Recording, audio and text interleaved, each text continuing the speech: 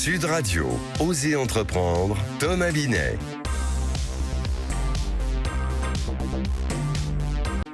Bonjour Thomas. Bonjour Clément. Alors quel est le programme ce matin d'Oser entreprendre ? Eh bien écoutez, on va commencer par parler de la saga de la marque de lingerie de bas Dim. On reçoit notre grand témoin Charles Yvon, président de la société Le Parapluie de Cherbourg. On va parler Made in France, patrimoine et entrepreneuriat. Et puis je vais finir en vous parlant d'innovation, un outil de conquête indispensable pour une entreprise. Alors Thomas, en partenariat avec le magazine Entreprendre, vous allez nous faire entrer dans les coulisses des entreprises. Vous allez cette semaine nous proposer votre saga de la semaine qui sera consacrée à la marque Dim. Bah oui, forcément Clément, je peux pas commencer autrement, on est bien d'accord. Non, c'est générique bien connu. Et tout commence d'ailleurs en 1953 quand Bernard Geberstein fonde la société de bonneterie à Troyes. En 1958, il se met à créer des bas chics et pas chers et cherche un nom qui donne à ce produit de tous les jours un air de fête. Ce sera les bas dimanche. Très rapidement, il conquiert 25% du marché. Il invente dans la foulée le bas de secours avec la vente de 3 bas en pack. Et en 1965, le nom est abrégé en Dim pour être plus moderne et plus reconnaissable. C'est d'ailleurs sous l'impulsion du fondateur de l'agence de publicité Publicis, Marcel Blosten-Blanchet. C'est à ce moment-là que la marque commence à faire son apparition dans les campagnes de publicité. Et le développement de la marque va être incroyable. C'est totalement le mot. Effectivement, Dim va connaître pendant 2 décennies une expansion et des innovations incroyable. Après les bas, ce sont les collants, les sous-vêtements en coton, les chaussettes, appelées Dimettes, plus une expansion à l'international. Tout va bien jusqu'au début des années 70, où il est obligé de s'associer avec le baron Bic, qui finira par l'évincer de la direction de l'entreprise, et il se suicidera un jour de janvier 76, suite à cet épisode. Et de 1990 à 2010, Dim, qui a été vendu par Bic à un groupe américain, Sara Lee, profite de ses nouvelles ressources financières pour se développer en lançant ses propres lignes de vêtements et s'attaque également au marché de l'homme. Et comment se porte Dim ? Et bien après avoir été revendue en 2005 à un autre fonds d'investissement américain, elle sera de nouveau cédée en 2014 à un groupe américain, créant ainsi un géant des sous-vêtements grâce aux marques Dim, Vanderbra et Playtex, avec un chiffre d'affaires de 6 milliards de dollars et 59 000 collaborateurs.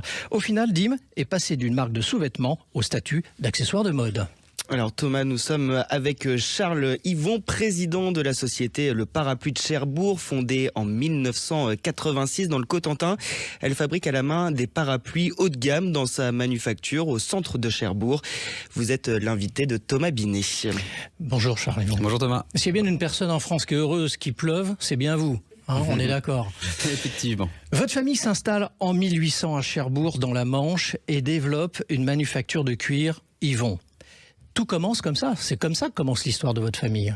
Oui, ça commence dans l'entrepreneuriat. Donc au début avec la manufacture de cuir et où j'ai encore dans les historiques familiaux toutes les médailles et les récompenses qu'ils ont eues à l'époque de 1800 à 1920. Et votre père revient en 1986 donc dans cette région pour faire ce fameux parapluie de Cherbourg. Voilà, il revient, oui. Et il voyageait partout dans le monde. On lui disait, quand il venait de Cherbourg, on lui dit toujours « Ah, vous venez de Cherbourg, les parapluies de Cherbourg », parce que le film avait très, très fort à l'époque. Et il s'est dit, il n'existe pas de parapluie haut de gamme, luxe. Quand on pense parapluie, quand on veut un beau parapluie qui dure dans le temps, il n'y avait rien sur le marché. Et il s'est dit, je suis à Cherbourg, et je vais créer le parapluie de Cherbourg et avoir des parapluies solides et qui durent dans le temps. Concrètement, vous en vendez à peu près 100 parapluies par jour ouvré. Voilà, on en fabrique 100 par jour. Oui. Et on en vend 100 par jour lissés sur l'année. Donc on est entre 20 et 25 000 parapluies par an. C'est une belle réussite aujourd'hui. Et aujourd'hui, oui, l'entreprise est en croissance. Donc on recrute beaucoup en production en ce moment. On intègre de nouvelles machines également dans la manufacture. Donc l'entreprise se porte très bien. Alors, en préparant cette interview, j'ai regardé un peu ce que vous faisiez, forcément, et j'ai vu, alors c'est anecdotique, vous me direz certainement dans votre gamme, mais c'est quand même, ça mérite d'être précisé.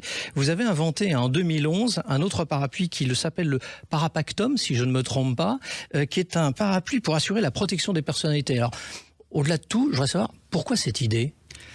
Alors pourquoi cette idée ? C'est venu du parapluie qui était déjà, le parapluie de Cherbourg était déjà connu pour sa solidité, et on a voulu aller plus loin dans le process pour aller à la protection des personnes.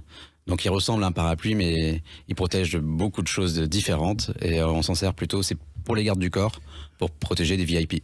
D'accord, donc les coups de couteau et tout, c'est vraiment... Les coups de couteau, les gros cailloux, les coups de poing, les coups de pied, c'est conçu comme un bouclier.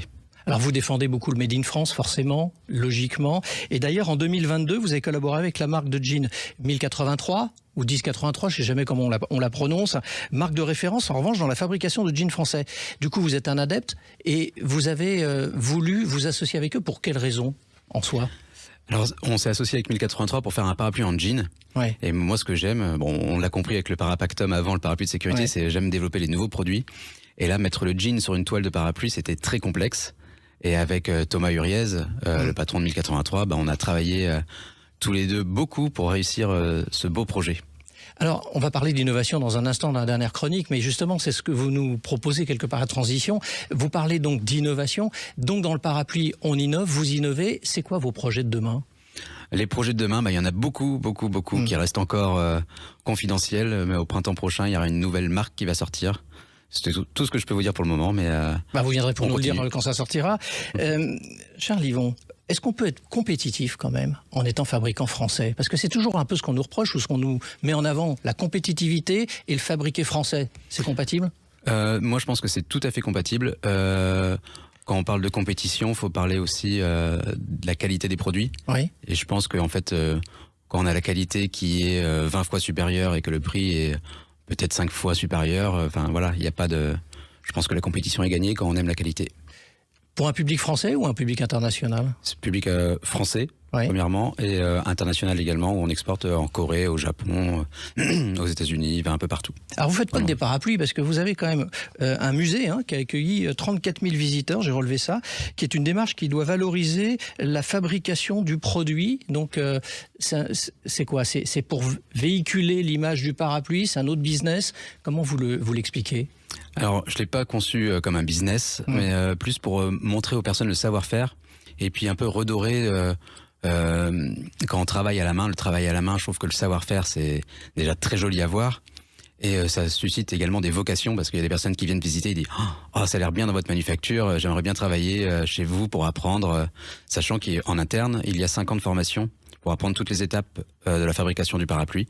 Donc c'est une formation qui est longue parce qu'il n'y a pas d'école du parapluie, donc on fait office d'école pour former les personnes en interne. Alors ça sera ma dernière question, et Clément l'a dit en vous accueillant tout à l'heure, tout est fait main, on est bien d'accord ? Oui, il y a plus de 50 étapes de fabrication, tout est fabriqué à la main, donc je vous invite à venir voir, c'est vraiment très beau à voir. Au cœur de Cherbourg. Et c'est en plein centre-ville, devant le bassin du commerce, donc...